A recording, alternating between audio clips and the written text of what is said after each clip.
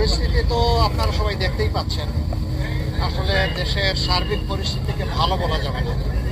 জনগণ যা প্রত্যাশা করে, প্রত্যাশার আলোকে দেশ এখন চলছে না। বিভিন্ন জায়গায় আইন শৃঙ্খলা পরিস্থিতির চরম অবনতি। আমি আজকে যে গাইবান্ধা শাহঘাটায় গেলাম, সেখানেও 1 মাস আগের একটা ঘটনায় ওই দিনই একজন মারা গেলেন, আজ গত পরশু দিন আর একজন। আমরা মূলত তাদের বাড়িতে গিয়েছিলাম একটু আপনজনদেরকে সান্ত্বনা দিতে, দোয়া চাইতে এবং দোয়া করতে। এছাড়াও সারা দেশে খুন খারাপি অনবরত চলছে। মা বোনদের বিপদাপদ তো আছেই, লেগেই আছে। এর সাথে দ্রব্যমূল্যের যে নাবিশ্বাস অবস্থা, ঊর্ধ্বগতি, গ্যাসের দাম বাড়ানো হলো, বলা হলো এটা আগস্ট মাসের কথা, তার মানে সেপ্টেম্বরের জন্য আবার রেডি থাকেন আরেক দফা বাড়বে। এইভাবে মাসে মাসে বাড়বে। এই মাত্র 2-3 মাস আগেই বাড়ানো হয়েছে 600-700 করে একটা সিলিন্ডার, 1.5 গুণ হয়ে গেল। এখন আমরা আশঙ্কা করছি যে 2-3 মাসের মধ্যে এটা দ্বিগুণ হয়ে যাবে। এই যে অবস্থা, মানুষের তো আয় ইনকাম বাড়ছে না, মানুষের আয় বৃদ্ধি না করে তার যে ব্যয় তার উপরে চাপিয়ে দেওয়া হচ্ছে, তবে একটা সমাজ চলবে না। ব্যাংকিং সেক্টরে কোনো শৃঙ্খলা নাই, শেয়ার মার্কেট মাটির সাথে পড়ে আছে, উঠে দাঁড়াচ্ছে না।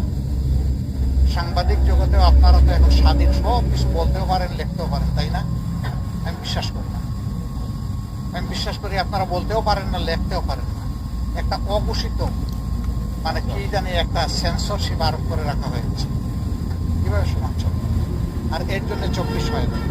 24 হয়েছিল এই সবগুলার পরিবর্তনের জন্য। সেই পরিবর্তনের লক্ষ্যেই ছিল গণভোট, সংস্কার, ব্যাপক সংস্কার। সেই সংস্কার হলে তখন ক্ষমতার ভারসাম্য আসতো, সবাই যার যার জায়গাটা খুঁজে পেত এবং জনগণ একটা ইনসাফপূর্ণ মানবিক সমাজ পেত। অর্থনৈতিক দিক থেকে মানুষ একটা ন্যূনতম জায়গায় অবস্থান করতে পারত।